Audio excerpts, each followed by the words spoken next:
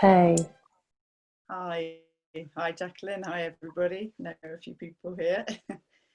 um, it was really lovely to hear that, Jacqueline, and in particular, I really liked the bit towards the end when you said about going in to organize. If you're going to be speaking to somebody, going in to listen rather than to give something you've prepared to kind of rigidly.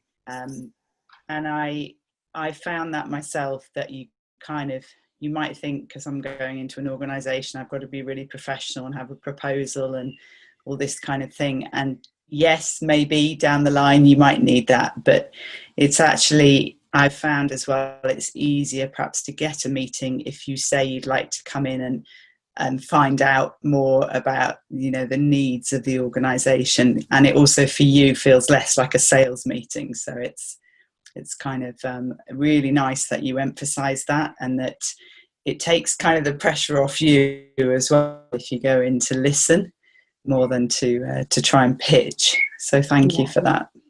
That's brilliant. And Juliet, it'd be really interesting if you told everybody a little bit about what happened with you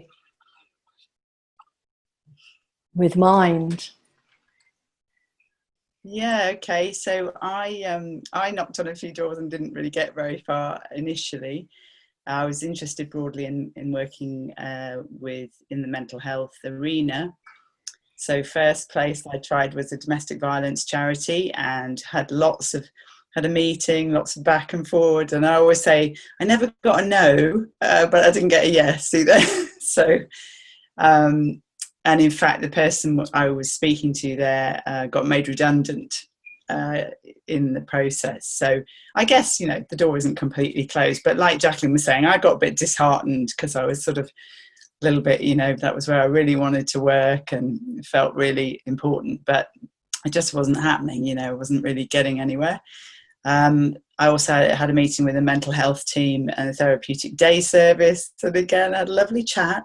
It was very nice, but nothing came of it. And again, I was a bit demoralised. And then I got put in touch with the centre manager for one of the Mind local centres down here in West Wales. And I remember going to the meeting on the train, and I was in a really bad mood, and I was just thinking, what am I going to say? It's a complete waste of time. Why am I going? And I was just thinking, I'm not getting anywhere with this, and I don't suppose they'll be interested, and all that kind of thing.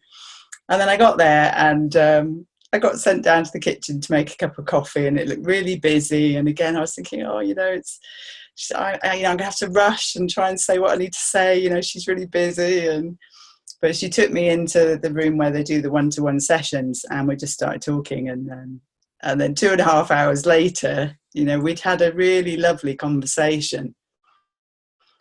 And I have no idea what it was in what we said, but she just sort of said, yeah, I want to give this a go. Let's give it a try. And so that was back in April, and I'm doing my second group in there now, and I've done 2 full days with staff and volunteers there as well. So I am doing it voluntarily. I would say that, as Jacqueline said, and that would be my next question. Is I'd really like not just to make it a paid program, but to make it more accessible, because Mind only gets a certain number of people who come in and self-refer or get referred. And the area that I'm working in, Llanelli down in West Wales, I just feel like this would be really nice if programs like this were available to the wider community as well. So that's to answer your question in the email, Jacqueline. That's my next question. How do we roll it out a bit more?